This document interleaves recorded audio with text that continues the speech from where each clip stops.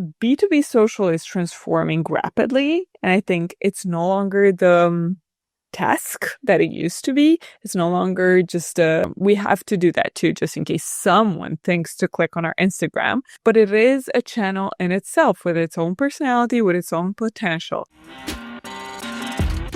You're listening to the B2B Revenue Executive Experience, a podcast dedicated to helping executives train their sales and marketing teams to optimize growth. Whether you're looking for techniques and strategies or tools and resources, you've come to the right place. Let's accelerate your growth in 3, 2, 1. Hello, everyone, and welcome to the B2B Revenue Executive Experience. I'm your host, Corey, and today I'm excited that we're joined by Marina Dragomir. She's the CMO at Planable, a content collaboration platform built for social media teams. She joined as the company's first marketing hire when it had only 50 customers. Fast forward to the day where she has played an instrumental role in scaling that customer base to over 6,000 active customers. Before Planable, she worked on the marketing teams at Uber and Oracle, bringing a diverse range of experience from both startup and enterprise environments. Marina, welcome to the show. Thanks for having me. Yeah, I'm excited to get into this. We were talking a little bit before we started recording about how B2B social in particular is kind of such a different animal than B2C. And so I'd love to hear more about your success and the recommendations you make for our audience. Yeah, I think it's such a good topic. It's avoided or at least, shelved many times. So I think it's good to take it by the horns, Yeah, I love the word shelved too, because that seems like the perfect way to describe it. It's something we need, but something we're just going to put over there and think about only when it blows up or when we need more out of it. Yeah, and passively do something about it in the meantime, just so our socials aren't cringe or don't look like the business has shut down in the meantime. Right. Yeah, we'll keep it up for appearances, for sure. Yeah.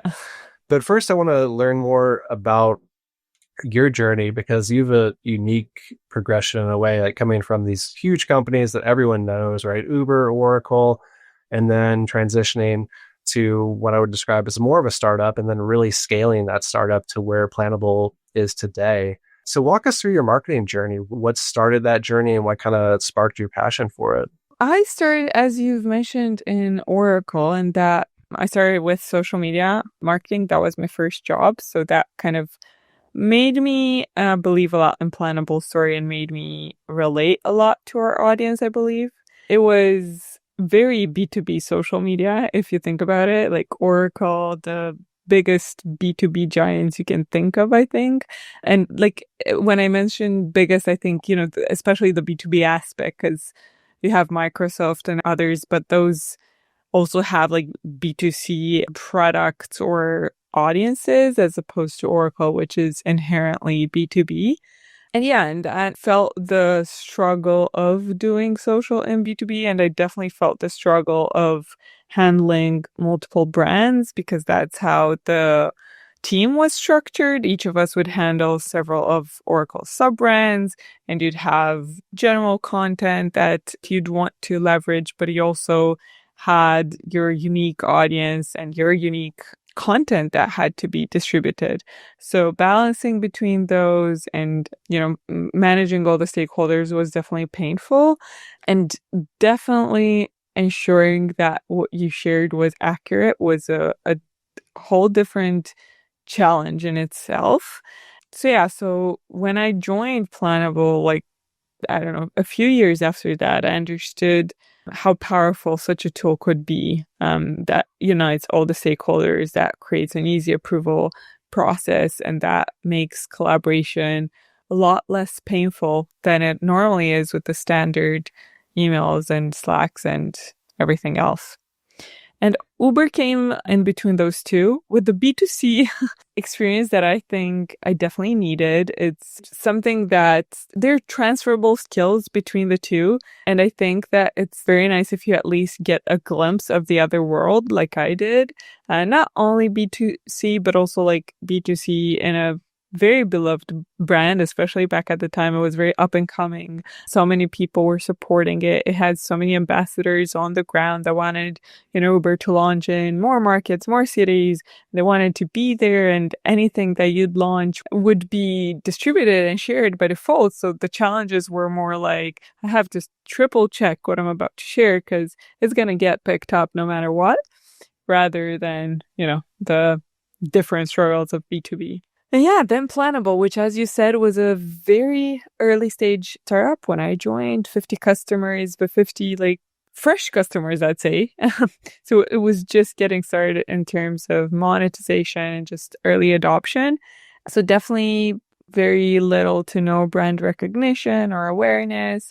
The from scratch type of marketing was what I experienced to today. That's 7 years later. So have seen many stages.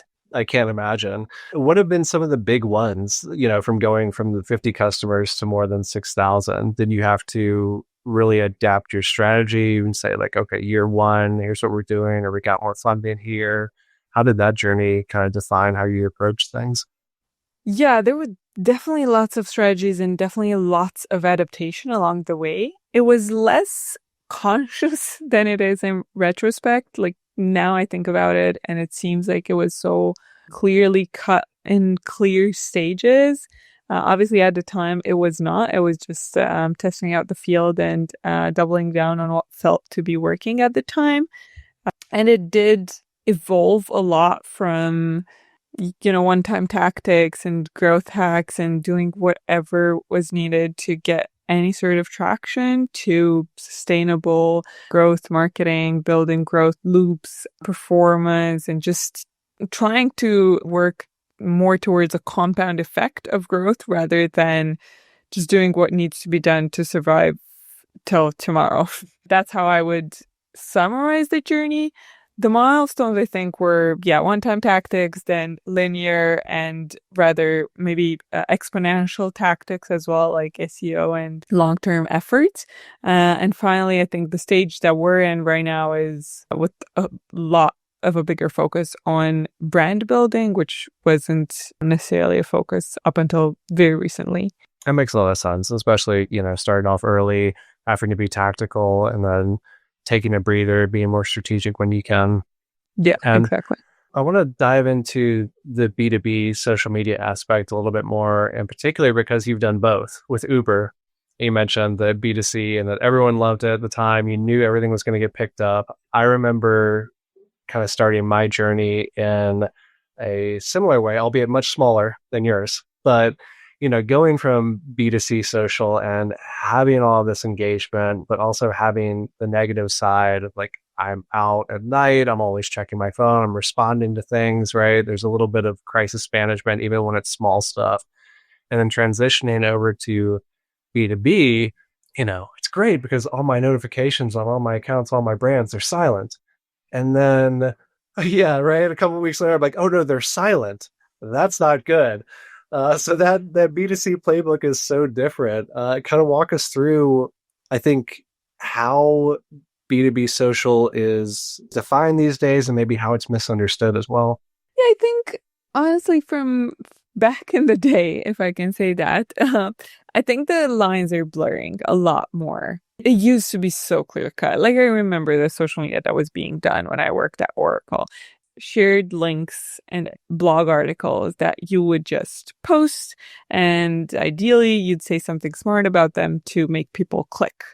Zero-click content was not a thing. Social first content was not a thing. Or maybe it was starting out and I hadn't heard about it at the time, but it was definitely not what it is today. Personal brand was already very important and it still is, and I don't think that's going away anytime soon. But all in all, I think B2B social is transforming rapidly. And I think it's no longer the task that it used to be. It's no longer just we have to do that too, just in case someone thinks to click on our Instagram. But it is a channel in itself with its own personality, with its own potential. It doesn't mean that it's becoming an acquisition channel. There will never be, I think, at least not for the traditional B2B companies, maybe more for the PLG software, for example, but it is an important part of the funnel at this point. That's what I think. And I think that the door has definitely opened to what you can do with social and B2B. And that's what I think the misconception may be. Not even a misconception, but rather a way of thinking of B2B social that is outdated, or that is, too restrictive for the audience today, that is open to a lot more than we sometimes give them credit for. Yeah, it's B2B social is no longer as different as it used to be than B2C. You can be funny. You can be a lot funnier than people think. And it is always like we focus inherently, we think education. B2B social, what can we do? Education. We're going to show our expertise. We're going to show our thought leadership. We're going to prove our credibility. And that's what social's for. And that's a big part of it. Yes, of course. And it's definitely what stands at the core of B2B marketing. But there's so much entertainment to be made as well in B2B, because those people have problems, and making fun of those problems is always going to be an opportunity to create connections. I completely agree, especially with how you characterize the old ways and how it was very separate, and then the new ways where those lines are blurring. And also, I really love the point you made that it's never okay. Maybe sometimes in SaaS, right? You can still get those form fills off LinkedIn or something, right? And you can still that maybe you pay $100 lead. Okay, maybe that person actually goes into your pipeline and actually converts, but that's really not what it's about. You're not gonna, when you're not doing B2C stuff, you're not gonna see those quick conversions and things like that. It's more of a brand building play. It's more of a credibility nod.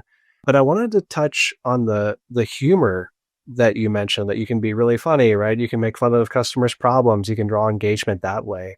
So how would you define that? How can brands be a little bit more, relatable, playful, humorous, and still maintain that tone that B2B social is kind of known for? First off, one thing I think is that the rigidness that we think about in terms of brand has to be different when it comes to social. We have to let some of that rigidness go. We have to shelve the brand book, if you will, and the tone has to be expanded, I'd say. The reason I say this, and I think that's normal, is because one rhetoric that's constantly growing in marketing is that brands are more like personalities.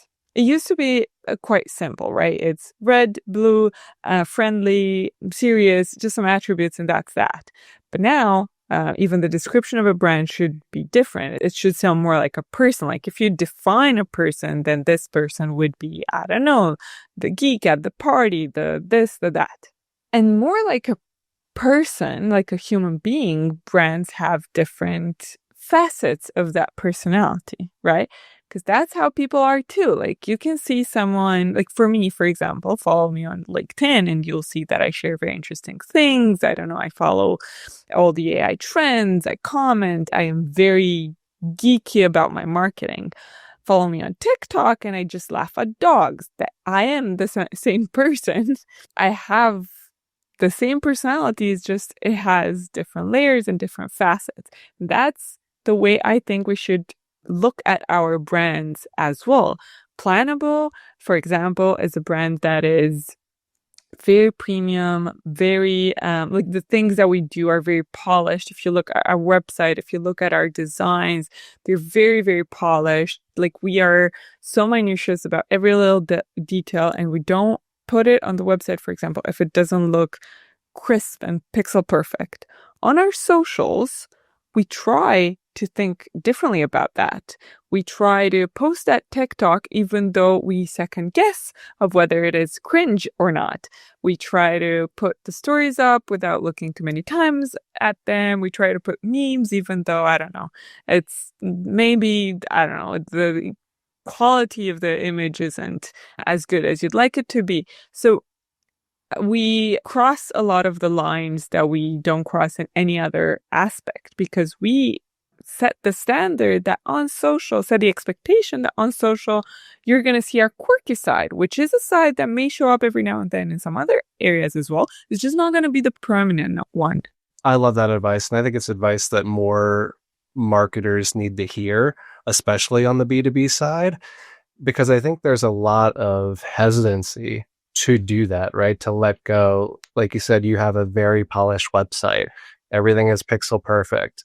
And I've looked through, your LinkedIn content in preparation for this show, right? It's humorous, it's funny, it's engaging, but it's very different than dog videos. So obviously you're the CMO now, you're setting the strategy, but what would you say to a social team that is working inside a B2B business, that is going to have to kind of persuade an executive who's really holding on to those strict ideas of brands and sees, maybe doesn't understand this layers of personality approach, or maybe thinks that is inauthentic to the brand in some way? As a CMO, I can say that I constantly advise our social media manager to not necessarily listen to me, because I don't feel like I'm as in touch as I should be when it comes to social. And I don't think I am the person to decide on whether something's okay or not. I can call out things that I don't believe are right, and I can come up with arguments. But what I think is something that we do that can be a good tactic and adaptable to others is that we do, whenever in doubt, whenever me and our social media manager are not really seeing eye to eye, or we're conflicted, or even if we have doubts, we ask the public, like the team. He does this series that he calls Cringe or Binge, right? So he posts on our Slack with everyone and just asks people to vote. No judgment. No one's going to get upset. Just tell us whether this is cringe or if you'd laugh. And we ask the team to really try to think outside of Planable, think like a non-Planable employee that doesn't really care about this brand or about us as people. And we really take a note of those votes. If people, not even a majority, but if several people say that it's cringy and they don't see the humor side of it, then we really take that into account.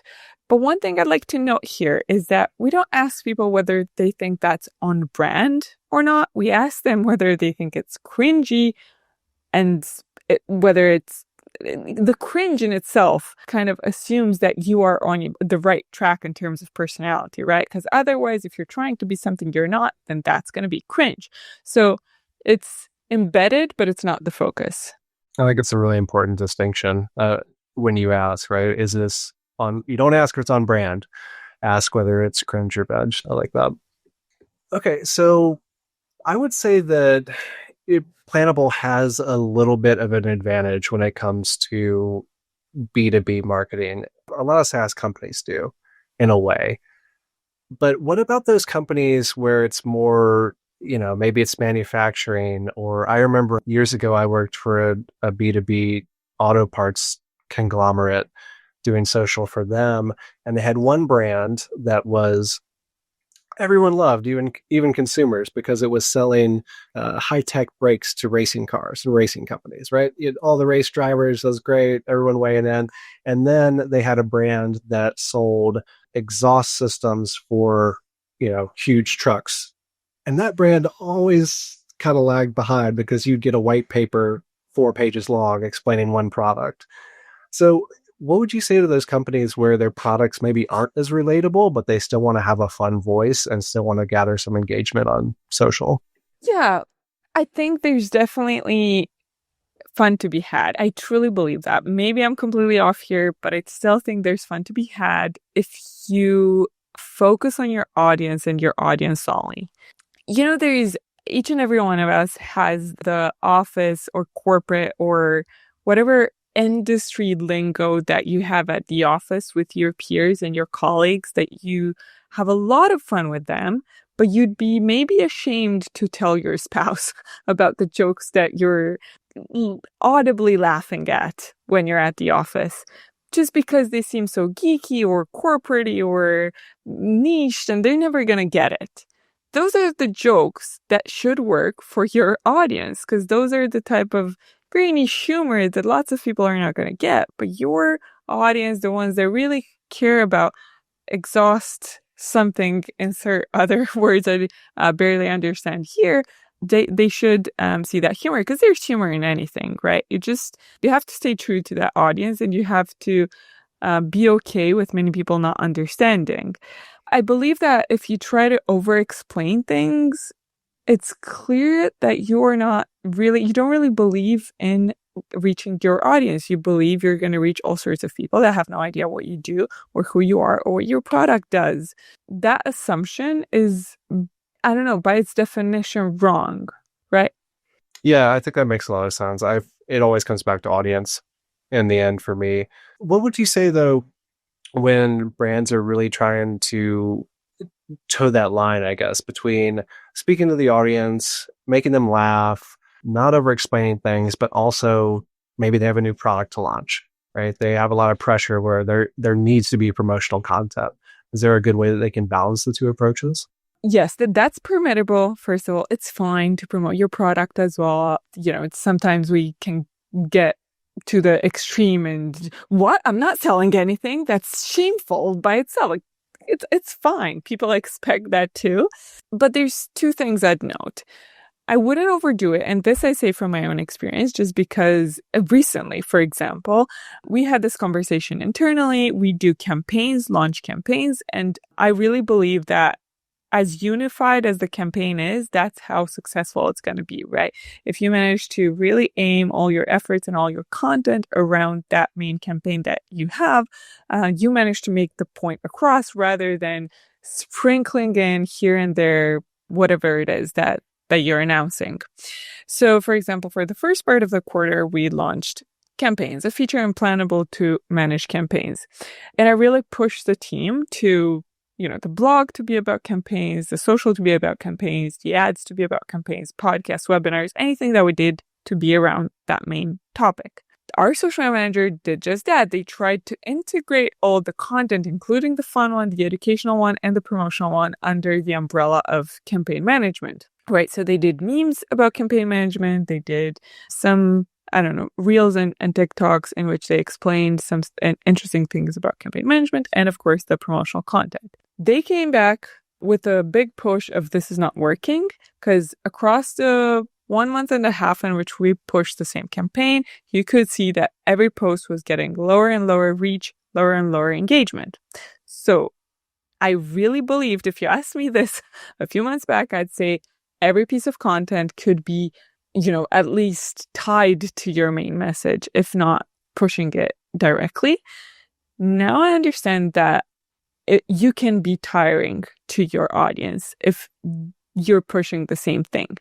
So I keep the same opinion about you have to push, you have to be on the promotion, you have to involve social media organic as well. But first of all, don't overdo it, as we've done. You can put some other things in there and keep true to your strategy as well during the campaign. But second of all, the content that you share has to be social first, right? So you have to think about your general social media content and how really what's the Venn diagram between that message and the asset that has to feel and look social. The way we, for example, do this is that we don't give the social media manager, here is the image that you have to post. That is not social first content. If I've thought about it, if the designer has thought about it first, that's not social first. Social media manager has to think about what's the right way to promote that on social. Absolutely. You mentioned metrics, and I want to touch on that, right? Because you had the campaign brief, you really stuck to it, and the metrics kind of took a little bit of a nosedive. However, I feel like there are some times when campaigns will maybe peter out from a metrics perspective, but that's just because it's a smaller subset of your audience that's really locked in, and maybe those are your potential buyers. So what would your advice be to teams that are looking to really take a proactive approach to metrics? What should they be looking at, and does it vary? That's a very good point. And I do believe that there are accounts that can afford to only be promotional, like Notion, for example. Like if you're audience is the very geeky and loyal kind that is really genuinely curious about every little thing, feature, or anything that you launch as a company, that's fine. Respond to that. Now, in terms of metrics on social, the way I look at it is that there's stages there as well. I believe that when you're starting out on social, you should only look at what we like to call vanity metrics or just top of funnel metrics, right? So reach, a bit of engagement, and followship, because that's where you're at. It's hard to expect too much engagement because that audience is still new. It hasn't connected to you. It doesn't have a relationship, so it's going to be hard for them to be very active. And it's hard to expect any sort of conversion or clicks or anything like that because, again, you're just getting started and you have to give the team one thing to focus on. So within the first stage, and I believe that's kind of a sage advice, to focus on awareness types of metrics, top of the funnel types of metrics. Once you get that core audience engaged, once you have, a few thousands of followers at least, once you have a constant amount of engagement that you can rely on and you feel like your presence on that channel is stable and reliable, like you can post something and expect some result, then you can start gradually dividing the strategy into funnel stages, right? You can have content that converts separately, you can have content that sells separately, that yes, is going to have lower reach, but that some part of your audience is interested in that and will respond to that. And you can start really dividing your content. That makes a lot of sense, especially the stages of the company, right? Get your followers, get your metrics up, track your impressions, and then dive into, okay, what's working, what's not, what is this core audience really responding to? Marina, what would you say to the people that are maybe at that later stage, right? Maybe they have 10,000 followers, they get some good engagement, they can experiment with some things, they feel like they have a loyal base on social media, and yet, they see the breakout success of other brands and they want to go viral, right? They want to chase something. They want to chase that huge splash in the pan, so to speak. Is that a viable strategy or should they be focusing elsewhere?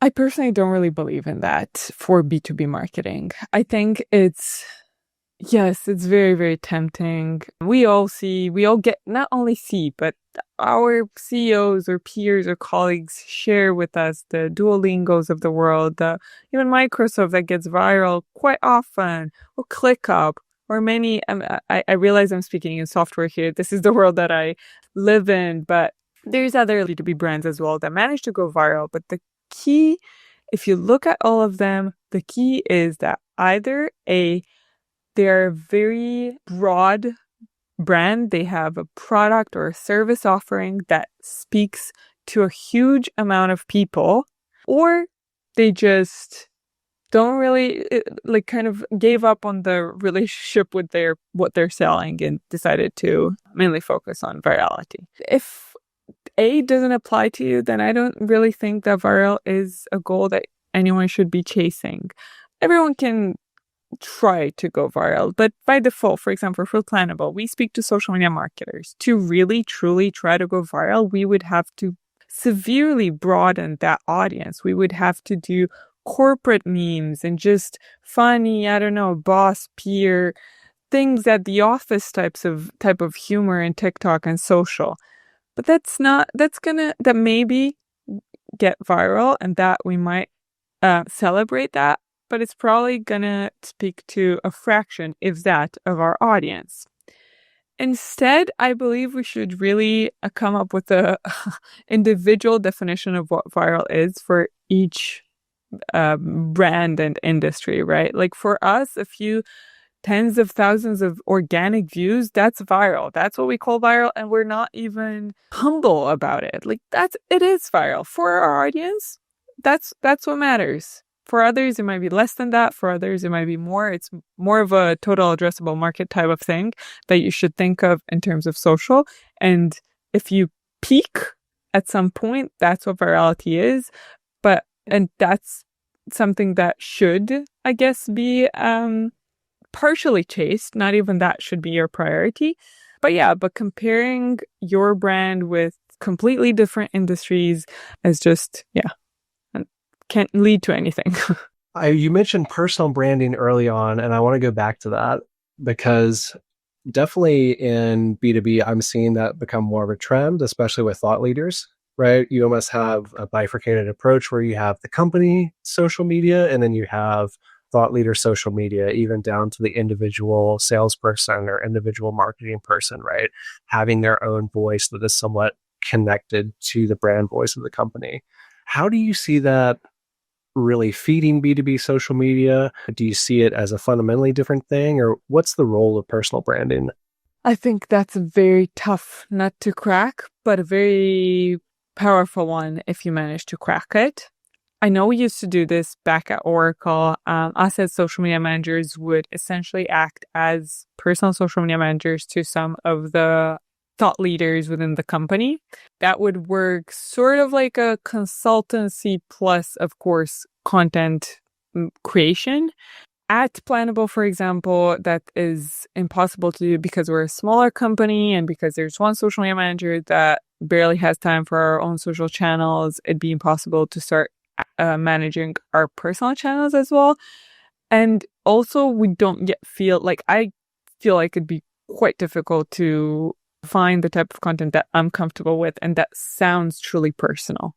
So, of course, there's agencies and there are social media managers that are specialized to this and this, and it is an art. It is different, I believe. It's a very specific skill to try to embed more than a brand personality, but really a person, try to understand their voice and to reflect that and to keep the human side alive. Because many times what I fear is happening is that we just take a person's social and we treat it as a brand social and it becomes quite corporate and it doesn't feel genuine. And I think that rarely succeeds.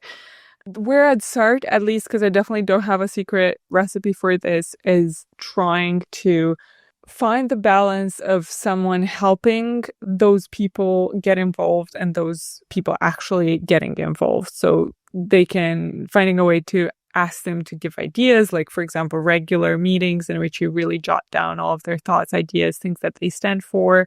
But then you actually build the content, the copy, and the calendar and the strategy.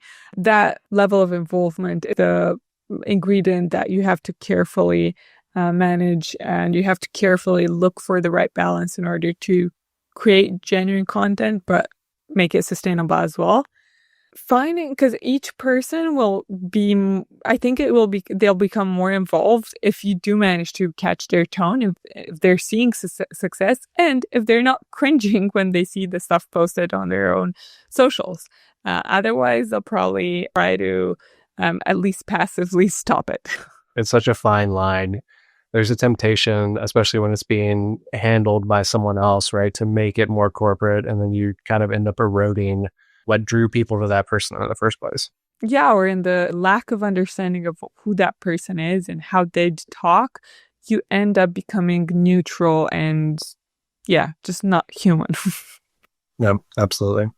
Okay, Rhoda, as we move toward the end of the podcast, there are two questions that we like to ask every guest. And the first one is, we're recording this in March of 2025.